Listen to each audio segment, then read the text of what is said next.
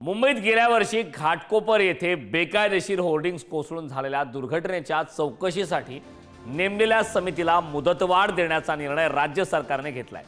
माजी मुख्य न्यायाधीश दिलीप भोसले यांच्या अध्यक्षतेखाली या चौकशी समितीला आता 31 मार्च 2025 पर्यंत अहवाल सादर करण्याची मुभा देण्यात आली। मंगळवारी गृह विभागाने याबाबतचा शासन निर्णयाचं देखील जारी केलाय। मुदतवाढीसोबतच समितीतील काही सदस्यांची फेररचना करण्याचा निर्णय सुद्धा यावेळी जाहीर करण्यात आलाय।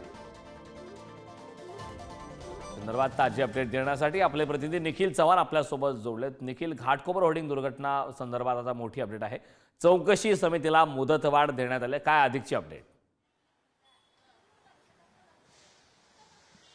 नक्कीच, कारण आपण पाहिलं तर गेल्या वर्षी घाटकोपर दुर्घटना आहे ती मोठ्या प्रमाणात घडलेली होती आणि हा संपूर्णपणे प्रकार घडल्याच्या नंतर अनेक जणांचा नाहक बळी देखील या संपूर्ण घटनेमध्ये गेलेला होता।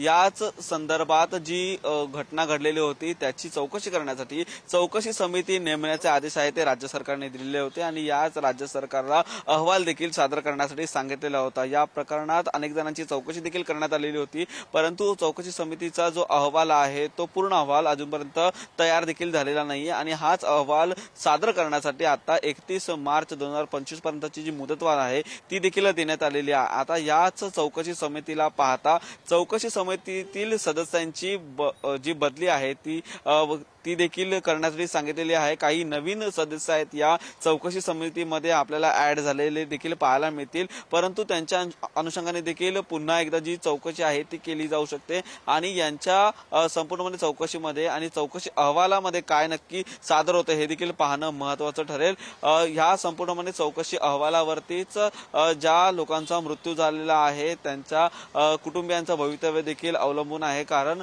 अशा प्रकारचे जे होर्डिंग आहेत मोठ्या प्रमाणात मुंबईमध्ये उभारण्यात आलेले होते त्याच्यावरती देखील त्यानंतर कारवाई करण्यात आली आणि आता कोर्टाकडून जे निर्देश आहेत ते देण्यात आलेले आहेत। त्यानंतर चौकशी समितीचा धन्यवाद या सविस्तर अशा माहितीबद्दल।